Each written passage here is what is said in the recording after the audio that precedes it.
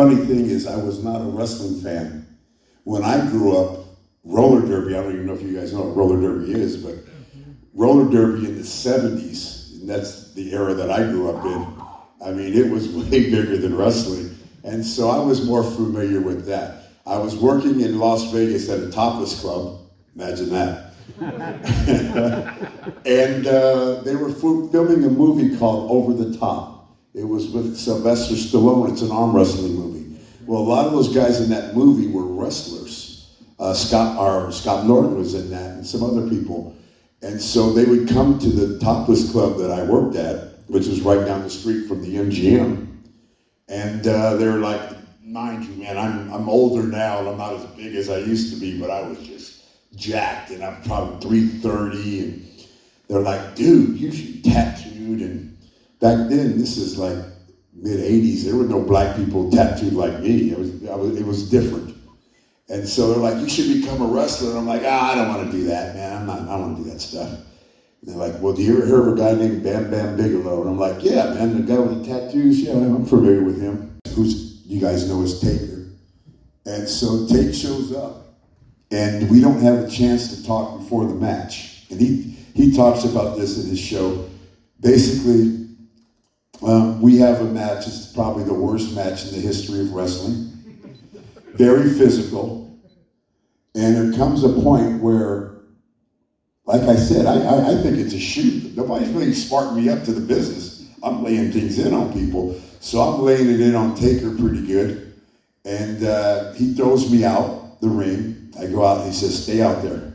He says like this, stay in shape. And I was training. And then he called me one day and he goes, Charles, I want you to go rent the movie Live and Let Die. It's a James Bond film. And I already knew the film. He says, there's a voodoo character in this film that we're going to knock off. He goes, but most importantly, I want you to get that laugh down. That laugh. And he goes, that's the most important, and that's where it came from. And it wasn't long before you get implanted into the main event at WrestleMania 8 with the run-in. How was that scoped out, and what was the trajectory at that point in time for your character? That wasn't planned. They were building me. I was wrestling Tito Santana at the time, and then they ran with some problems with Sid and some other people, and I kind of got thrown into that position. I wasn't supposed to be in that position.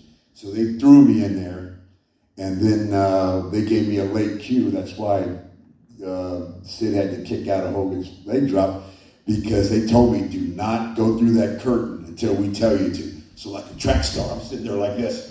And they said, go, go, go. Well, Chief Jay Strongbow gave me the late cue. He forgot.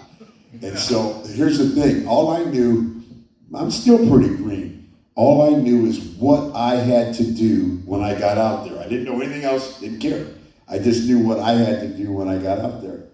And so I never heard anything about it until years after, and I'm doing autograph signings, and people are asking me, what happened? Why were you late? And I'm like, what do you mean I was late? What are you talking about? I had no idea what they were talking about.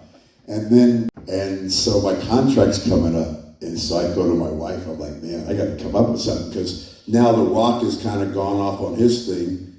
D'Lo and Mark Henry are tagging up. So I'm just doing nothing. I'm just kind of coming to the ring. I'm like, oh shit, I want to stay. So my wife says, I have an idea.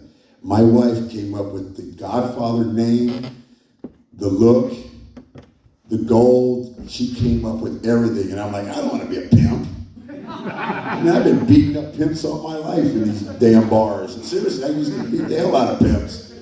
And so she goes, no, we got to do something where your personality comes out. Stop trying to be a voodoo man, a militant. Just be your normal high-ass self. Boxing gloves, train a little bit. Yeah, not me. I literally thought that I was so tough that I didn't have to train. Seriously. Never lost a fight in my life. Been in many bar fights and stuff like that. Never lost one. I'm like, man, I'm going to win this. I fought Dan Severn first. Didn't take that serious. You know? So I get in there now. I'm fighting Bart. And Dan beat me. Stupid rules they had. Dan beat me, but they wanted me back in, so they brought me back in. And he won by points. He didn't. I was so mad at him. He never even took a punch at me. He just kept trying to take me down. So now I'm fighting Bart. And this, I remember seeing Bart, and Bart's like, "Hey, don't hold this